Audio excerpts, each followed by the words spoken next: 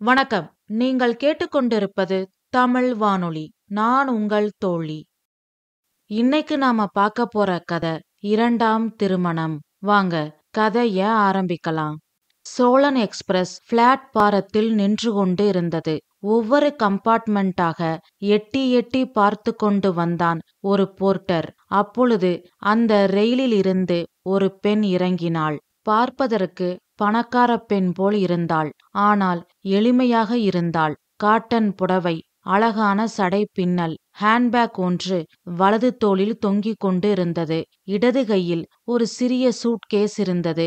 அவளின் அருகில் சென்று போர்ட்டர் விசாரித்தான்.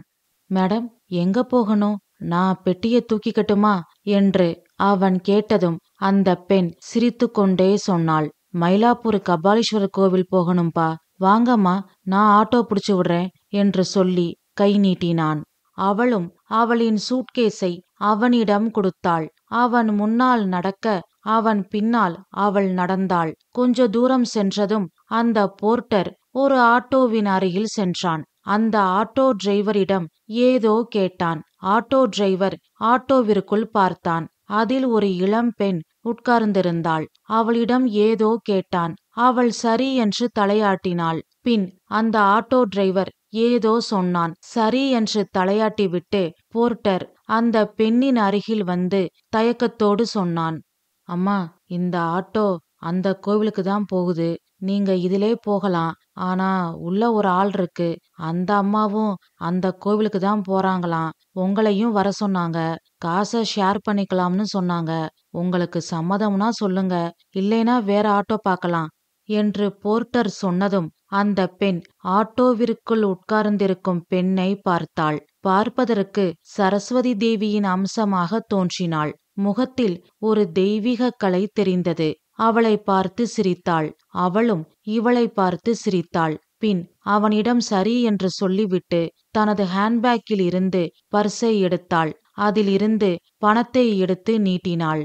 பணம் புத்தம் புதிதாக இருந்தது.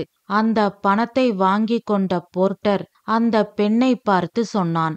சில்லறை இல்லைங்களேம்மா என்று அந்த போர்ட்டர் சொன்னதும் அந்த பெண் சிரித்தாள். பின் அவனை பார்த்து சொன்னாள். பரவாயில்லப்பா, வச்சுக்கோ, ஒன்னும் பிரச்சனை இல்ல என்று அந்த பெண் சொன்னதும் அந்த போர்ட்டர் தயக்கத்தோடு தலையை சொரிந்து கொண்டு நின்று கொண்டிருந்தான். அவனின் தயக்கத்தை புரிந்து கொண்டு அந்த பெண் கேட்டாள். பயப்படாதப்பா, சும்மா வச்சுக்கோ. உனக்கு கல்யாணம் ஆயிடுச்சா? எத்தனை குழந்தைங்க? கல்யாணம் ஆயிடுச்சுமா, 2 பசங்க, ஆணொன்னு பொண்ணொன்னு. அப்படியா? ரொம்ப சந்தோஷம். உன்னோட பிள்ளைகளுக்கு இந்த ஆன்ட்டி வாங்கி கொடுத்தேன்னு சொல்லி நீயே இந்த காசை வச்சு உன் பிள்ளைகளுக்கு ஏதாவது வாங்கி கொடு. ரொம்ப நன்றிங்கம்மா என்று சொல்லிவிட்டு சந்தோஷமாக சென்றான் போர்ட்டர். பின் அந்த பெண் ஆட்டோவில் ஏறி உட்கார்ந்தாள். ஆட்டோவில் இருந்த பெண்ணிடம் தன்னை அறிமுகப்படுத்தி கொண்டாள். என் பேரு காவேரி. என் பேரு தேன்மொழி. பொருத்தமான பேரு. எப்படி சொல்றீங்க? உங்க குரல் தேன் மாதிரி அவ்வளவு இனிமையா இருக்கு. உங்க அப்பா அம்மா உங்களுக்கு பொருத்தமான பேரு தான் வச்சிருக்காங்க என்று காவேரி சொல்ல தேன்மொழி சிரித்தாள். ஒரு குழந்தை கூட எளிதாக தூக்கக்கூடிய பெட்டியை சுமப்பதற்கு இவ்வளவு காசு கொடுத்து ஒரு போர்ட்டரா? இப்படி வசதி படைத்தவர்களின் மனம் எல்லாம் விசாலமாக இருந்துவிட்டால் நாட்டில் ஏழை என்ற சொல்லே இருக்காது என்று நினைத்து கொண்டாள் தேன்மொழி. போர்ட்டருக்கு கொடுத்தபடி பர்ஸை கையிலேயே வைத்திருந்தாள் காவேரி. இன்னும் ஹேண்ட்பேக்கில் வைக்கவில்லை. அந்த பர்ஸின் அமைப்பையும் அழகையும் பார்த்து தேன்மொழி மெய்மறந்து போனாள். வைத்தகன் வாங்காமல் பார்த்து கொண்டே இருந்தாள். கண்டிப்பாக அதன் விலை அதிகமாகத்தான் இருக்க வேண்டும். அந்த பர்சில் ஒரு தங்க கலரில் கீ செயின் தொங்கிக் கொண்டு இருந்தது. அந்த செயினில் ஒரு மீன் டாலர் ஆடிக்கொண்டு இருந்தது. கோவில் முன்பு ஆட்டோ நின்றது. இருவரும் உள்ளே சென்று சாமி தரிசனத்தை முடித்துக்கொண்டு வெளியில் வந்தார்கள். தேன்மொழியை பார்த்து காவேரி சொன்னாள். உங்களை சந்திச்சதுல எனக்கு ரொம்ப சந்தோஷம். எனக்கும் தான். ஆட்டோவுல இடம் கொடுத்ததுக்கு ரொம்ப நன்றி. இதுல என்ன இருக்கு? நான் என்ன சும்மாவா இடம் கொடுத்தேன்? காசு வாங்கிட்டு தானே கொடுத்தேன். இதுக்கு எதுக்கு தேங்க்ஸ் எல்லாம்? சரி தேன்மொழி, இந்த பறந்து விரிந்த உலகத்துல வாய்ப்பு இருந்தா நாம மறுபடியும் சந்திக்கலாம். கண்டிப்பா. அப்போ நான் வரேன் என்று சொல்லிவிட்டு தேன்மொழி அங்கிருந்து கிளம்பினாள். காவேரியை மறந்தாலும் மறப்பாள். ஆனால் அவளின் பர்ஸையும் அந்த மீன் டாலர் கீச்செயினையும் தேன்மொழியால் மறக்கவே முடியாது. அதையே நினைத்து கொண்டு நடந்து கொண்டு இருந்தாள். பின் தனது பேக்கில் இருந்து போனை எடுத்து காசிநாதன் என்பவருக்கு போன் செய்தாள். ஹலோ, தேன்மொழி அம்மா, வந்துட்டீங்களா? வந்துட்டேன் சார். சாமி தரிசனம் கூட பண்ணியாச்சு. அப்படியா? வந்து இறங்குனதும் எனக்கு போன் பண்ணியிருந்தா நான் ஓடி வந்திருப்பேனே. பரவாயில்ல சார். இப்போ நான் எங்க வரணும்? இப்போ நீங்க எங்க இருக்கீங்க என்று காசிநாதன் கேட்டதும் கோவிலுக்கு வெளியில் அவள் நிற்கும் இடத்தின் அடையாளத்தை சொன்னாள். அதனை கேட்டுவிட்டு காசிநாதன் சொன்னார், ஒரு 5 நிமிஷமா அங்கேயே இருங்க. நான் காரை அனுப்புறேன். டிரைவர் உங்கள மண்டபத்துக்கு கூட்டிட்டு வந்துருவான். அந்த கார்ல ஏறுனதும் எனக்கு போன் பண்ணுங்க. சரி சார் என்று சொல்லிவிட்டு போனை வைத்தாள். அடுத்த 5வது நிமிஷம் கார் வந்தது.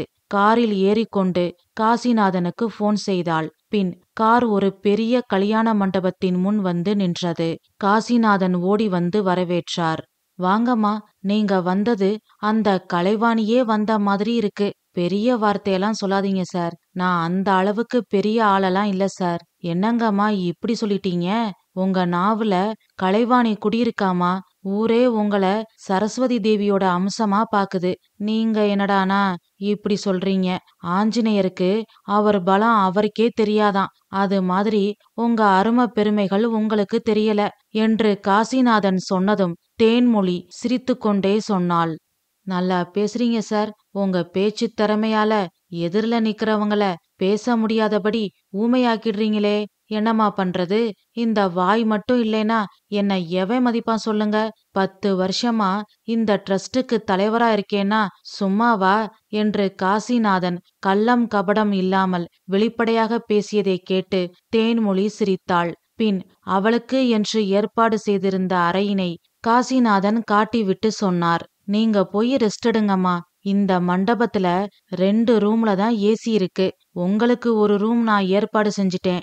இன்னொரு ரூம்ல ஒருத்தங்க தங்கியிருக்காங்க. அவங்க கல்வி இலாக்காவுல இருக்காங்களாம்.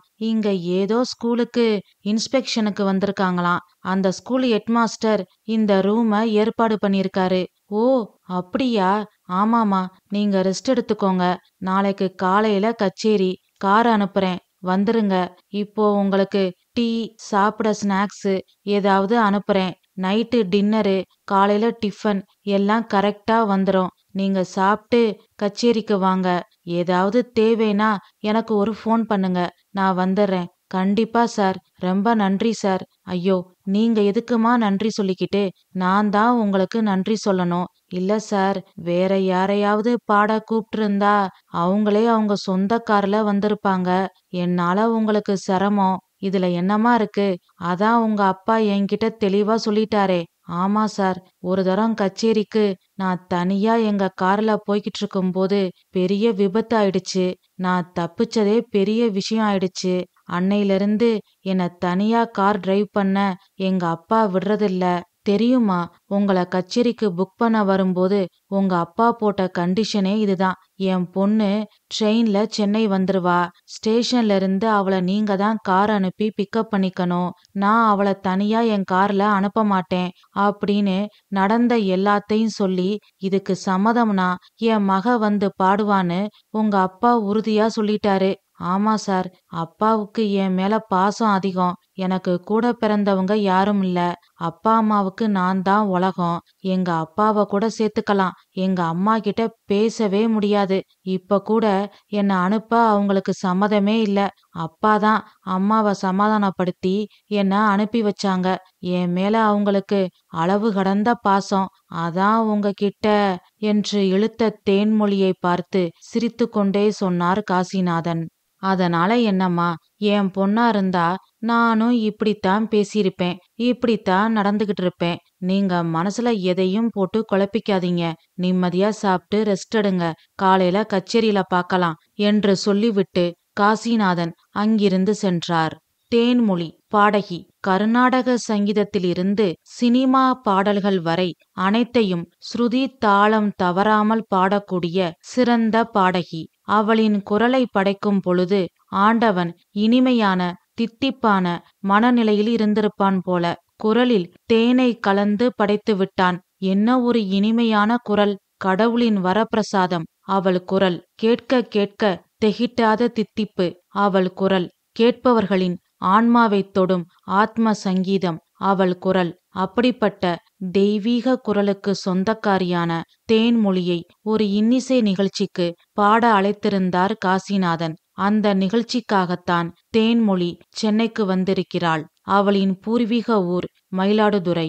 காசிநாதன் காட்டிய அறைக்குள் சென்றாள். தனது உடைமைகளை சரிபார்த்து எடுத்து வைத்தாள். சென்னைக்கு பத்திரமாக வந்து விட்டதையும், காசிநாதனை சந்தித்து பேசிவிட்டதையும், அவர் ஏற்பாடு செய்திருந்த அறையில் தங்கியிருப்பதையும், எல்லாம் வசதியாக இருப்பதையும் அப்பாவிற்கு மெசேஜ் அனுப்பினாள். பின் போனிற்கு சார்ஜ் போட்டாள். சிறிது நேரத்தில் ஒரு வேலைக்கார பெண் டீ எடுத்துக்கொண்டு வந்தாள். அம்மா, டீ. உள்ள வாங்கக்கா. இப்படி வச்சிருங்க.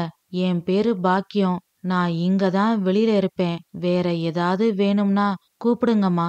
சரி பாக்கியம் அக்கா என்று தேன்மொழி சிரித்துக்கொண்டே சொன்னதும் பாக்கியத்தின் முகத்தில் சந்தோஷ அலை தெரிந்தது. தேன்மொழி எங்கு இருந்தாலும் அந்த இடமே நேர்மறையாக மாறிவிடும். அவளை பார்த்து பிடிக்கவில்லை என்று யாராலும் சொல்ல முடியாது. அவளின் பேச்சு, சிரித்த முகம், வசீகரிக்கும் குரல் எல்லோரையும் எளிதாக ஈர்த்துவிடும். பின் பாக்கியம் சிரித்துக்கொண்டே அங்கிருந்து சென்றாள்.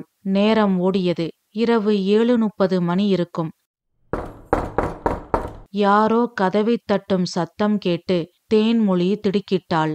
பின் நிதானித்து ஆசுவாசப்படுத்திக் கொண்டு கதவை திறந்தாள். வாசலில் காவேரி அதே பர்சோடு நின்று கொண்டிருந்தாள். காவேரியை பார்த்ததும் தேன்மொழிக்கு ஆச்சரியமாக இருந்தது. தேன்மொழியை பார்த்ததும் காவேரிக்கு பிரமிப்பாக இருந்தது. பின் தேன்மொழியை பார்த்து கேட்டாள். தேன்மொழி, நீங்களா? என்னால நம்பவே முடியல என்று உற்சாகமான குரலில் கேட்டாள் காவேரி. என்னாலைந்தான். என்ன ஒரு இன்ப அதிர்ச்சி! வாங்க, உள்ள வாங்க என்று தேன்மொழி சொன்னதும் காவேரி உள்ளே வந்தாள். அறையை சுற்றி பார்த்தாள். ஏசி ஓடிக்கொண்டிருந்தது. அப்பாட என்று சொல்லிக்கொண்டு முந்தானையால் முகம், கழுத்து எல்லாம் துடைத்து கொண்டு அங்கிருந்த நாற்காலியில் உட்கார்ந்தாள். தேன்மொழி மெத்தையில் உட்கார்ந்தாள். தேன்மொழியை பார்த்து காவேரி கேட்டாள். நீங்க எப்படி இங்க? நாளைக்கு இங்க ஒரு இன்னிசை நிகழ்ச்சி இருக்கு. ஓ, அத பார்க்க வந்தீங்களா என்று காவேரி கேட்டதும் தேன்மொழி சிரித்துக்கொண்டே சொன்னாள். இல்ல, அதுல நான் தான் பாட போறேன் என்று சொல்லி இன்னிசை நிகழ்ச்சி பத்திரிகை ஒன்றை காவேரியிடம் கொடுத்தாள். அதனை வாங்கி பார்த்தாள் காவேரி. அவள் கண்கள் ஆச்சரியத்தில் அகல விரிந்தது. பின் தேன்மொழியை பார்த்து சொன்னாள். உங்கள பார்க்கும்போதே நினைச்சேன் சரஸ்வதி கடாட்சம் நிறைஞ்சவங்கன்னு. சரியா போச்சு. குரல் தேன் மாதிரி இருக்கு. பேசும்போதே இனிமையா இருக்கு. பாடுனா எப்படி இருக்கும் என்று காவேரி சொன்னதும் தேன்மொழி சிரித்தாள். காவேரி மேலும் சொன்னாள். காலையில தான் நாம பாத்துக்கிட்டோம். இந்த பறந்து விரிந்த உலகத்துல வாய்ப்பு இருந்தா நாம மறுபடியும் சந்திக்கலாம்னு காலையில தான் சொன்னேன். ஆனா உடனே இன்னைக்கு சாயந்தரமே மறுபடியும் நாம சந்திப்போம்னு நான் எதிர்பார்க்கவே இல்ல. நானும் தான். சரி, நீங்க எப்படி இங்க? நான் இந்த ஊர் ஸ்கூலுக்கு இன்ஸ்பெக்ஷனுக்கு வந்திருக்கேன். வந்தது வந்தோமே, முதல் நாளே வந்து கபாலீஸ்வரரை கும்பிட்டு காலையில ஸ்கூலுக்கு போகலாம்னு பார்த்தேன். அதான் ஸ்கூல் எச்எம் கிட்ட சொல்லி சிம்பிளா தொந்தரவு இல்லாத நல்ல ரூமா புக் பண்ண சொன்னேன். இந்த மண்டபத்துல ரூம் புக் பண்ணி கொடுத்திருக்காரு. ஓ, நீங்க தான் காசிநாதன் சார் சொன்ன கல்வி இலாக்காவை சேர்ந்த அதிகாரியா? அது யாரு காசிநாதன்? ட்ரஸ்ட் தலைவர். இன்னிசை நிகழ்ச்சிக்கு என்ன புக் பண்ணவரு. ஓ, அப்படியா? சரி, உங்களுக்கு இந்த ரூம் வசதியா இருக்கா? ஓ, இருக்கே. உங்களுக்கு என்று தேன்மொழி கேட்டதும் வசதியாக இல்லை என்பது போல் காவேரி உதட்டை பிதுக்கினாள். ஏன், என்னாச்சு? நான் ரூம் புக் பண்ணும்போதே சொன்னேன் நல்ல ஏசி ரூமா புக் பண்ணுங்கன்னு. சரின்னு வேற சொன்னாங்க. ஏன், இப்போ என்னாச்சு? ஏசி ரூம் தானே? ஏசி ரூம் தான். ஆனா ஏசி ஒர்க் ஆகல. ஓ, ஓ, எச்எம்க்கு ஃபோன் பண்ணி பாத்தீங்களா? பண்ணேன். கொஞ்ச நேரம் வெயிட் பண்ணுங்க, என்னன்னு பார்த்து சொல்றேன்னு சொல்லியிருக்காரு. ஆனா இன்னும் சொல்லல என்று அவள் சொன்ன தோரணையிலிருந்து அவளின் பதவிக்கும் அதிகாரத்திற்கும் பயந்து எல்லோரும் அவளுக்கு கீழ்ப்படிந்து நடப்பார்கள் என்று தோன்றியது. ஆனால் தேன்மொழி அதனை பொருட்படுத்தவில்லை. காவேரியை பார்த்து சொன்னாள், ஒரு வேலை நினப்புல மறந்திருக்கலாம். ஓ, அப்படி இருக்குமோ என்று கேட்டுக்கொண்டே அவளின் விலை உயர்ந்த பர்ஸை அங்கிருந்த ட்ரெஸ்ஸிங் டேபிள் மேல் வைத்தாள் காவேரி. அதனை பார்த்து கொண்டே தேன்மொழி கேட்டாள், அப்படித்தான் இருக்கும். ஆட்கள் யாராவது வந்து சரி பண்ணுவாங்க. இல்லைனா ஒரு நாள் தானே, அட்ஜஸ்ட் பண்ணிக்க வேண்டியதான். ஐயோ, எனக்கு ஏசி இல்லைனா தூக்கம் வராதுன்னு மகேந்திரனுக்கு நல்லா தெரியும். யாரு மகேந்திரன்? அவர்தான் நான் சொன்ன எச்எம். ஒரு தரம் இப்படித்தான். நான் ஒரு ஸ்கூலுக்கு இன்ஸ்பெக்ஷனுக்கு போயிருந்தேன். அது ஒரு மலை பிரதேசம். அதனால ராத்திரியில ரிட்டர்ன் வர முடியல. அங்கேயே ஒரு ஹோட்டல்ல ரூம் ஏற்பாடு பண்ணி தந்தாங்க. அப்போ அந்த ஊருக்கு புதுசா வந்த வாத்தியார் தான் மகேந்திரன். அதனால அவரு குடும்பத்தை அவரு கூட்டிட்டு வரல. அவரும் அந்த ஹோட்டல்ல தான் தங்கியிருந்தாரு. அவர் ரூம்ல ஏசி நல்லா வேலை செஞ்சுது. என் ரூம்ல வேலை செய்யல. விடிய விடிய தூங்காம உட்கார்ந்திருந்தேன். அச்சச்சோ, அப்புறம் என்னாச்சு? அப்புறம் என்ன, தூக்கம் வந்தாத்தானே. ராத்திரி 12 மணி இருக்கும். வெளியில தூங்காம உட்கார்ந்திருந்தேன். அப்போ எதேச்சையா வெளியில வந்த மகேந்திரன் என்ன பார்த்து, என்ன மேடம், இன்னும் தூங்கலையான்னு கேட்டாரு. ஏதோ ஒரு மரியாதைக்காக கேக்குறாருன்னு நினைச்சுக்கிட்டு, ஆமா சார், எனக்கு ஏசி இல்லாம தூக்கம் வராது, என் ரூம்ல ஏசி ஒர்க் ஆகலைன்னு சொன்னேன். உடனே மகேந்திரன் என்ன செஞ்சாரு தெரியுமா? உங்களுக்கு பாதுகாப்பா துணையா இருக்கலாம்னு முடிவு பண்ணி அவரும் உங்க பக்கத்துல வந்து உட்கார்ந்துகிட்டாரா? சேச்சே, நீங்க என் ரூம்ல படுத்துக்கங்க மேடம், நான் உங்க ரூம்ல படுத்துக்கிறேன். நான் எங்க படுத்தாலும் தூங்கிருவேன் அப்படின்னு சொல்லிட்டு அவரோட திங்ஸ் எல்லாத்தையும் என் ரூம்ல வச்சுட்டு என்னோட திங்ஸ் எல்லாத்தையும் அவர் ரூம்ல வச்சுட்டாரு. மிஸ்டர் மகேந்திரன் ரொம்ப நல்லவர் போல. சொன்னாலும் சொல்லாட்டியும் அதுதான் உண்மை. சின்ன வயசுதான், ஆனா பெரியவங்க மேல அப்படி ஒரு பக்தி மரியாதை. ஓ, இப்போ அன்னைக்கு மாதிரியே நடக்குது. அன்னைக்கும் உங்க ரூம்ல ஏசி ஒர்க் ஆகல, இன்னைக்கும் உங்க ரூம்ல ஏசி ஒர்க் ஆகல. ஆமா, மகேந்திரனுக்கு என்ன பத்தி நல்லா தெரியும். நான் இன்ஸ்பெக்ஷனுக்கு வரேன்னு சொன்னதும் அவராவே என்கிட்ட நல்ல ஏசி ரூமா புக் பண்றேன்னு சொல்லிட்டாரு. அன்னைக்கு அந்த நிகழ்வுக்கு அப்புறம் மகேந்திரன் எனக்கு கூட பிறக்காத சகோதரராயிட்டாரு. ஆனாலும் என்கிட்ட எந்த ஒரு உதவியும் சலுகையும் எதிர்பார்த்ததே இல்ல. மகேந்திரன் நல்ல மரியாதை தெரிஞ்ச மனுஷர்தான். ஆமா, இத்தனைக்கும் எனக்கு வயசு 40 தான் என்று காவேரி சொன்னதும் தேன்மொழிக்கு பேரு அதிர்ச்சியாக இருந்தது. அவளின் விலை உயர்ந்த பர்ஸை பார்த்து எப்படி பிரமித்தாளோ அதே பிரமிப்பு அவளுக்குள் மீண்டும் உதயமானது. ஆம், காவேரியை பார்த்தால் 40 வயது என்று யாரும் சொல்ல மாட்டார்கள். 30 வயதிற்கு மேல் அவளை மதிக்க முடியாது. நல்ல சிவப்பு, கருகருவென்ற நீண்ட கூந்தல், இளமை மாறாத முகம். இப்படிப்பட்டவள் தனது வயது 40 என்று சொன்னால் வியப்பு வரத்தானே செய்யும். அதே வியப்போடு காவேரியை பார்த்து தேன்மொழி கேட்டாள், 40 வயசா? ஆமா, ஏன் இவ்வளவு ஆச்சரியமா கேக்குறீங்க? உங்களுக்கு 30 வயசுதான் இருக்கும்னு நினைச்சேன். எல்லாரும் வயச குறைச்சு சொல்லுவாங்க. நீங்க என்னடானா என்று தேன்மொழி சொன்னதும் காவேரி சிரித்துக்கொண்டே சொன்னாள், நீங்க நினைச்சதுல எந்த தப்பும் இல்ல. எல்லாரும் என்ன அப்படித்தான் நினைக்கிறாங்க. அது மட்டும் இல்ல, எப்படி அன்னைக்கு பார்த்த மாதிரியே இன்னைக்கும் இருக்கீங்கன்னு கேட்டு ஆச்சரியப்படுறாங்க. இதுக்கெல்லாம் காரணம் என் கணவர் தான். ஆனா என்று சொன்னவள் திடீர் என்று பேச்சை நிறுத்தினாள். அமைதியானாள். அவளின் அமைதியையும் அவள் முக மாற்றத்தையும் தேன்மொழி கவனித்தாள். அவள் முகம் வாடியது. அவள் கண் கலங்கியது. கண்களிலிருந்து ஒரு துளி கண்ணீர் வடிந்து அவளின் கன்னக்குழியை நிரப்பியது. வேகமாக முந்தானையால் துடைத்து கொண்டாள். தேன்மொழி கேட்டாள், ஆனா என்று மீண்டும் மெதுவாக கேட்டாள். ஆனால் காவேரி பேசாமல் அமைதியாக இருந்தாள். என்ன செய்யலாம் என்று யோசித்து கொண்டிருந்தாள் தேன்மொழி. அப்பொழுது தேன்மொழியின் போன் ஒலித்தது. ஊரிலிருந்து அவள் அப்பா போன் செய்திருந்தார். ஹலோ அப்பா, சாப்பிட்டியாடா கண்ணா? இனிமேதான்ப்பா. நீங்களும் அம்மாவும் சாப்பிட்டீங்களா? இப்பதான் சாப்பிட்டோம். பயணம் எல்லாம் நல்லா இருந்துச்சுல? ஒன்னும் பிரச்சனை இல்லையே? அதெல்லாம் ஒன்னும் இல்லப்பா, எல்லாம் நல்லா இருக்கு. ரூமெல்லாம் வசதியா இருக்காமா? சாப்பாடு நல்லா இருக்காமா? எல்லாம் நல்லா இருக்குப்பா. நீங்க கவலைப்படாதீங்க, நான் நல்லா இருக்கேன். நீங்க 2 பேரும் சாப்பிட்டு மறக்காம மாத்திரை போட்டுக்கோங்க. சரிம்மா, உங்க அம்மா பேசணும்னு சொல்றா, இரு குடுக்கறேன் என்று சொல்லி போனை தேன்மொழியின் அம்மாவிடம் கொடுத்தார் தேன்மொழியின் அப்பா. தேன்மொழியின் அம்மா தேன்மொழியின் நலத்தை விசாரித்து விட்டு சொன்னாள், அம்மாடி, மயிலாப்பூர் பக்கத்துல தான் திருவல்லிக்கேணி. அப்படியே பார்த்தசாரதி பெருமாள் கோவிலுக்கும் போய் சாமி தரிசனம் பண்ணிட்டு வாடா. சரிம்மா, சரிடா, நான் போனை வைக்கிறேன். அப்பப்ப எங்களுக்கு போன் பண்ணு. சரிம்மா என்று சொல்லிவிட்டு போனை வைத்தாள் தேன்மொழி. மீண்டும் தேன்மொழி பேச்சை ஆரம்பிப்பாள் என்று காவேரி எதிர்பார்த்தாள். ஆனால் தேன்மொழி அமைதியாக இருந்தாள். அது காவேரிக்கு ஏமாற்றமாகத்தான் இருந்தது. 5 நிமிடங்கள் ஓடியது. அந்த அறையில் நிசப்தம் நிலவியது. காவேரி ஆழ்ந்த சிந்தனையில் இருந்தாள். தேன்மொழியின் அமைதி காவேரிக்கு ஒருவித எரிச்சலை உண்டாக்கியது. அவளிடம் மற்றவர்கள் வலிய வந்து பேச வேண்டும் என்று எதிர்பார்ப்பவள் காவேரி. பாவம், தேன்மொழிக்கு இது தெரியாது அல்லவா? அதனால் அவளின் அமைதியை ஏன் தொந்தரவு செய்ய வேண்டும் என்று தேன்மொழி அமைதியாக இருந்தாள்.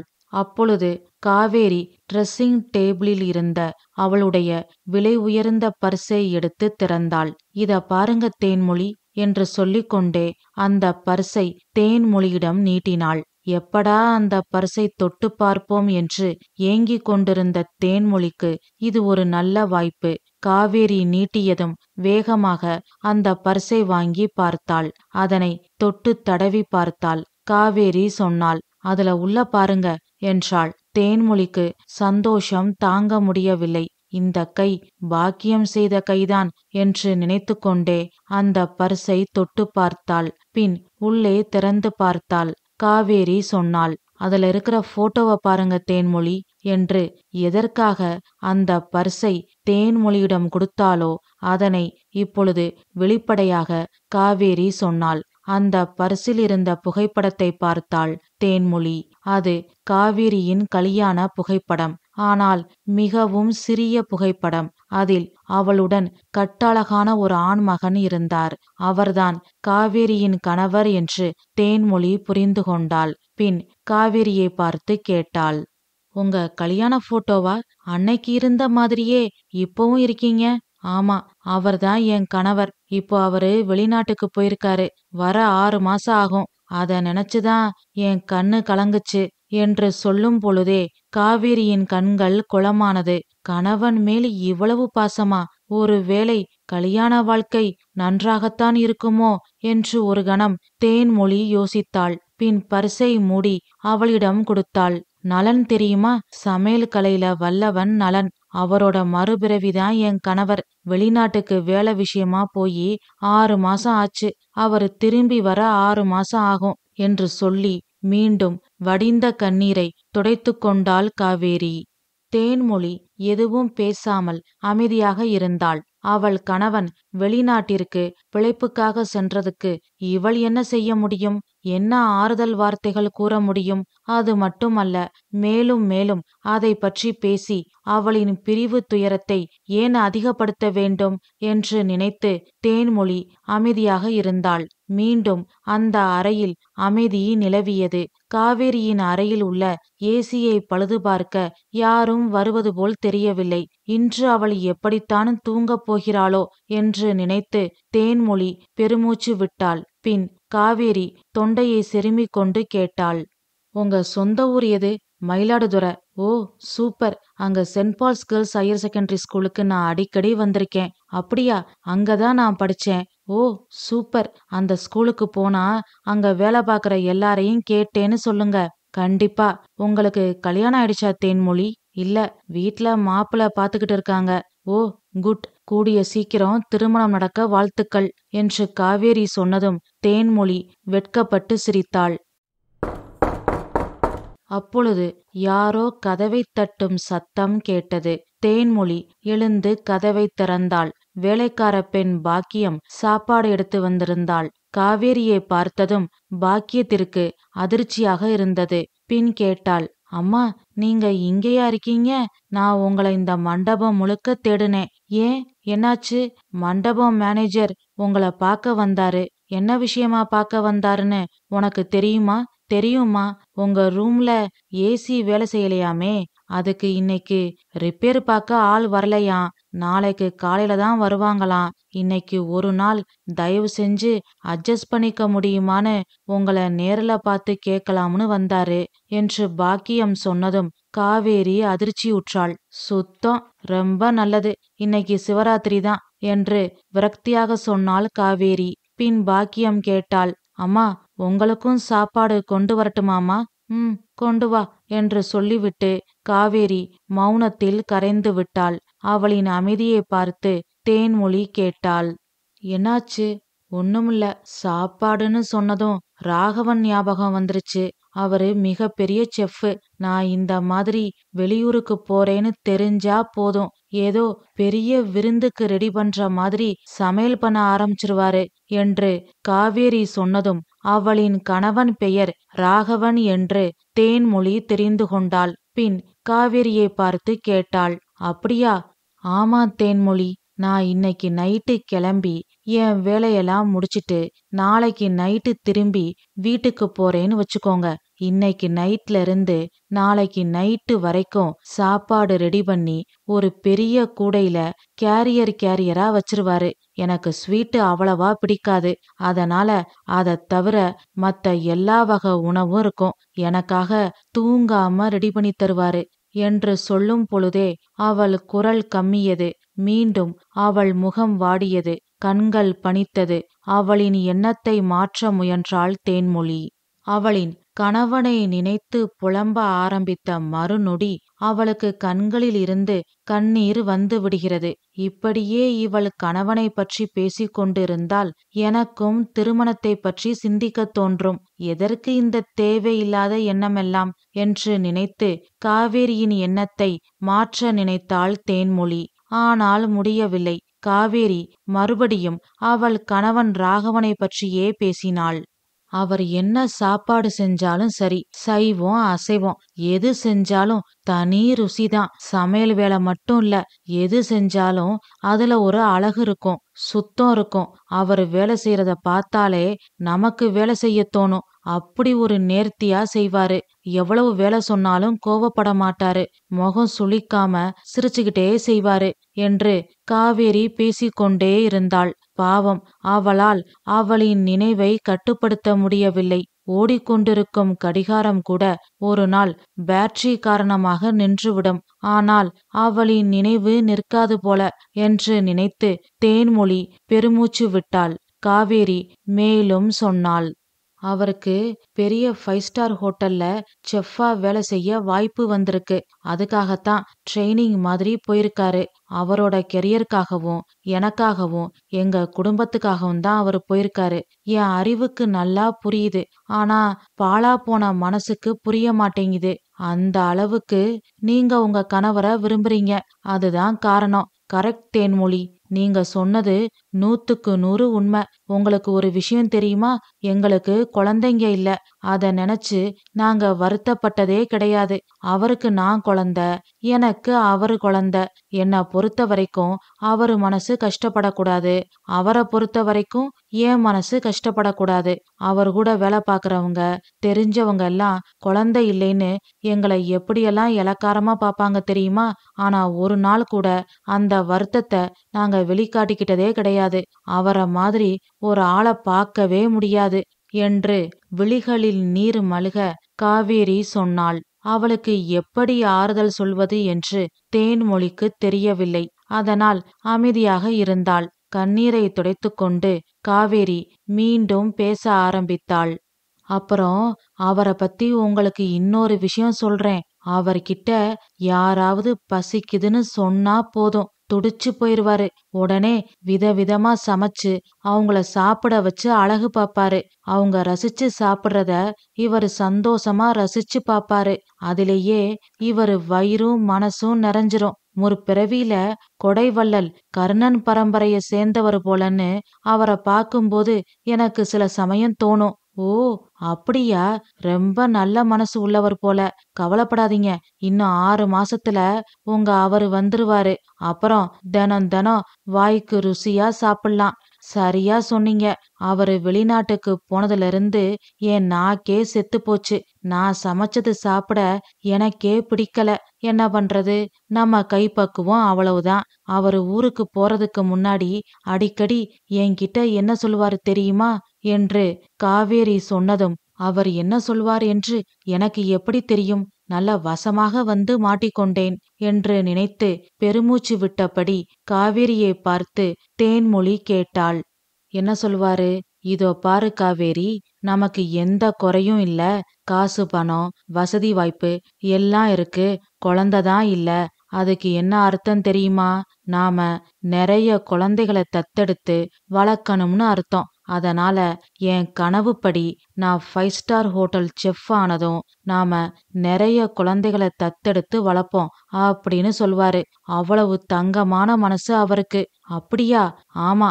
நிறைய சம்பாதிச்சு தத்தெடுக்கிற பிள்ளைகளுக்கு போக மீதி பணத்தை ஆசிரமம் காப்பகம்னு கொடுத்துக்கிட்டே இருக்கணும்னு என்கிட்ட ஒரு நாளைக்கு 5 தரமாவது சொல்லிருவாரு என்று காவேரி சொன்னதும், ஆகா, நல்ல உள்ளம் கொண்டவர் போல என்று தேன்மொழி நினைத்து கொண்டிருக்கும் பொழுதே பாக்கியம் சாப்பாட்டை எடுத்துக்கொண்டு உள்ளே வந்தாள். பின் இருவரும் சாப்பிட்டு முடித்தார்கள். அதன் பிறகு தேன்மொழி சொன்னாள், சரி, நாளைக்கு கச்சேரி இருக்கு. சீக்கிரம் தூங்குனாதான் நல்லது. ஆமா ஆமா, நீங்க தூங்குங்க, நான் வரேன் என்று சொல்லிவிட்டு காவேரி வெளியில் சென்றாள். பின் தேன்மொழி படுத்தாள். படுத்த கொஞ்ச நேரத்திலேயே பயண அசதியில் தூங்கி விட்டாள். இரவு 11 மணி இருக்கும். கண் விழித்து பார்த்தாள். கதவின் சிறு துவாரம் வழியாக நன்றாக வெளிச்சம் தெரிந்தது. இந்நேரத்தில் தூங்காமல் வெளியில் சுற்றுவது யார் என்று தேன்மொழி கதவை திறந்து பார்த்தாள். வெளியில் காவேரி நடந்து கொண்டே ஹெட்போனில் பாட்டு கேட்டுக்கொண்டு இருந்தாள். தேன்மொழியை பார்த்ததும் காதிலிருந்து ஹெட்போனை எடுத்தாள் காவேரி. நீங்க இன்னும் தூங்கலையா என்று கொட்டாவி விட்டு கொண்டே தேன்மொழி கேட்டாள். தூக்கம் வரல. நீங்க தூங்குங்க தேன்மொழி. நான் இப்படியே போன்ல பாட்டு கேட்டுக்கிட்டு படம் பார்த்துக்கிட்டு நேரத்தை ஓட்டிருவேன். விடிஞ்சதும் குளிச்சுட்டு ஸ்கூலுக்கு கிளம்ப வேண்டியதான். அப்போ ராத்திரி முழுக்க தூங்காமலா இருக்க போறீங்க? என்ன பண்றது? இன்னைக்கு என் நேரம் அப்படி இருக்கு என்றாள் காவேரி. ஆனால் தேன்மொழியிடம் வெளிப்படையாக உங்க ரூம்ல படுத்துக்கட்டுமா என்று கேட்க அவளின் தன்மானம் தடுத்தது. இதனை தேன்மொழியும் புரிந்து கொண்டாள். அவளின் தன்மானமும் வெட்டி பந்தாவும் எவ்வளவு தூரம் போகிறது என்று பார்க்க தேன்மொழியின் உள்ளம் ஆசைப்பட்டது. ஆனால் அடுத்த கணமே அவளின் கணவன் ராகவனின் புகைப்படம் தேன்மொழியின் கண்முன் வந்தது. தன் மனைவி இரவெல்லாம் தூங்காமல் இருப்பது தெரிந்தால் வெளிநாட்டில் இருக்கும் அந்த நல்ல உள்ளம் எத்தனை வேதனைப்படும் என்று யோசித்தாள். பின் காவேரியை பார்த்து சொன்னாள், வாங்க, என் ரூம்ல படுத்துக்கோங்க. உங்க திங்ஸ் எல்லாம் எடுத்துக்கிட்டு வாங்க என்று தேன்மொழி சொன்னதும் காவேரியின் உள்ளம் பூரித்தது. மகிழ்ச்சியில் அவளின் முகம் மலர்ந்தது. இப்பொழுது அவள் கேட்காமலே அவளுக்கு வேண்டியது கிடைத்துவிட்டது என்ற திருப்தி அவள் கண்களில் தெரிந்தது. கண்டிப்பாக எச்.எம். மகேந்திரன் போன்ற நல்லவர்கள் லிஸ்டில் தேன்மொழியையும் சேர்த்து விடுவாள் காவேரி. பின்னென்ன? காவேரி வேகமாக அவளின் அறைக்கு சென்றாள். அவளின் உடைமைகளை எடுத்து வந்தாள். பின் தேன்மொழியும் காவேரியும் உறங்கினார்கள். பொழுது விடிந்தது. காலையில் எழுந்து குளித்து தயாரானார்கள். பாக்கியம் டிஃபன் எடுத்து வந்தாள். இட்லி, பூரி, பொங்கல், காஃபி. இட்லியை தொட்டு பார்த்தாள் காவேரி. விட்டு எறிந்தால் எதிரில் இருப்பவர்களுக்கு தலை புடைத்துவிடும். அந்த அளவிற்கு வலுவாக இருந்தது. பொங்கலில் நெய் ஆறே ஓடியது. பூரி கிழங்கில் கிழங்கை விட மசாலாவே அதிகமாக இருந்தது. எல்லாவற்றையும் பார்த்துவிட்டு காவேரி சொன்னாள், என் வீட்டுக்காரரு இட்லி செஞ்சா எப்படி இருக்கும் தெரியுமா? மல்லிகைப்பூ தோத்து போயிடும். அந்த அளவுக்கு மிருதுவா வெள்ளையா மென்மையா இருக்கும். அதுக்கு மேட்சிங்கா கார சட்னி வைப்பாரு பாருங்க. ஆகா, சொல்லும் போதே நாக்குல எச்சில் ஊறுது என்று காவேரி சொன்னதும், போச்சுடா, மறுபடியும் முதல்ல இருந்தா நேத்து ராத்திரி விட்டத மறுபடியும் ஆரம்பிக்கிறாங்க போல என்று நினைத்து தேன்மொழி பெருமூச்சு விட்டாள். காவேரி மேலும் சொன்னாள். காஃபியா இது? என் வீட்டுக்காரர் காஃபி போட்டா என்று ஆரம்பித்த காவேரியின் கையை அழுத்தி பிடித்தாள் தேன்மொழி. ஆம், பாக்கியம் வந்து கொண்டிருப்பதை தேன்மொழி பார்த்து விட்டாள். அதனால் காவேரியை மேலே பேச விடாமல் தடுத்தாள். பாக்கியம் வந்ததும் அவளுக்கு டிப்ஸ் கொடுக்க தேன்மொழி பர்ஸ் எடுக்கப் போனாள். ஆனால் அதற்குள் புத்தம் புதிய ரூபாய் நோட்டை பாக்கியத்திடம் கொடுத்து வைத்துக்கொள் என்றாள் காவேரி. ரொம்ப நன்றிங்கம்மா என்று சொல்லிவிட்டு புன்னகை பூத்த முகத்தோடு பாக்கியம் சென்றாள். கணவன் தர்மபிரபு, அவருக்கு ஏற்ற மனைவி, நல்ல ஜோடி பொருத்தம், தாராள குணமும் உதவும் மனப்பான்மையும் கூடவே பிறந்தது போல என்று தேன்மொழி நினைத்து கொண்டாள். பின் காவேரி பாக்கியத்திற்கு கொடுத்த பணத்தில் பாதியை கணக்கு செய்து தேன்மொழி காவேரியிடம் கொடுத்தாள். எதுக்கு? பாக்கியத்துக்கு நீங்க மட்டும் காசு கொடுத்தா நல்லா இருக்காது. என் பங்க நானும் கொடுக்கணும்ல. நமக்குள்ள என்ன ஃபார்மாலிட்டிஸ் இல்ல, காசு விஷயத்துல சரியா இருக்கணும். அப்பதான் நம்ம நட்பு நீடிக்கும். அப்போ நான் உங்க ரூம்ல தூங்குனதுக்கு? ஐயோ, அது வேற இது வேற. அது நான் உங்களுக்கு பண்ண சின்ன ஹெல்ப். இது பாக்கியத்துக்கு நாம கொடுக்க வேண்டிய காசு. ரெண்டும் வேற வேற என்று தேன்மொழி சொல்லி வற்புறுத்தவும் வேறு வழியில்லாமல் பணத்தை வாங்கி கொண்டாள் காவேரி. பின் இன்னிசை நிகழ்ச்சிக்கு செல்வதற்காக காசிநாதன் கார் அனுப்புவதாக சொல்லியிருந்தார். அந்த கார் வரும் வரை காவேரி பேசிக்கொண்டே இருந்தாள். அவளின் பூர்வீகம், அப்பா அம்மா, படிப்பு, வேலை, அவளின் பயப்படாத நேர்மையான குணம், கணவன் ராகவனோடு அவளின் இல்லற வாழ்க்கை, இப்படி அனைத்தையும் பேசிக்கொண்டே இருந்தாள். பாவம், அந்த மண்டப சுவர்களுக்கு காது இருந்திருந்தால் நிச்சயமாக அழுதிருக்கும். அந்த அளவிற்கு பேசி தீர்த்தாள். அப்பொழுது காசிநாதனிடம் இருந்து தேன்மொழிக்கு போன் வந்தது. ஹலோ சார், சாப்பிட்டீங்களாமா? சாப்பிட்டேன் சார். ரூமெல்லாம் வசதியா இருந்ததாமா? ஒரு குறையும் இல்ல, நல்லா இருந்தது. சரிம்மா, கிளம்பிட்டீங்களா? கிளம்பிட்டேன் சார். வாசல்ல கார் நிக்குதுமா, அதுல ஏறி வாங்க. கார் நேரே நம்ம நிகழ்ச்சி நடத்துற இடத்துக்கு வந்துரும்.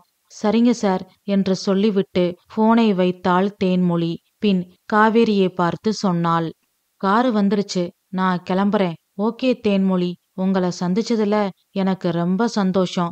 என் மனசுல உள்ள எல்லாத்தையும் உங்ககிட்ட கொட்டிட்டேன். இப்பதான் என் மனசு ரிலாக்ஸா இருக்கு.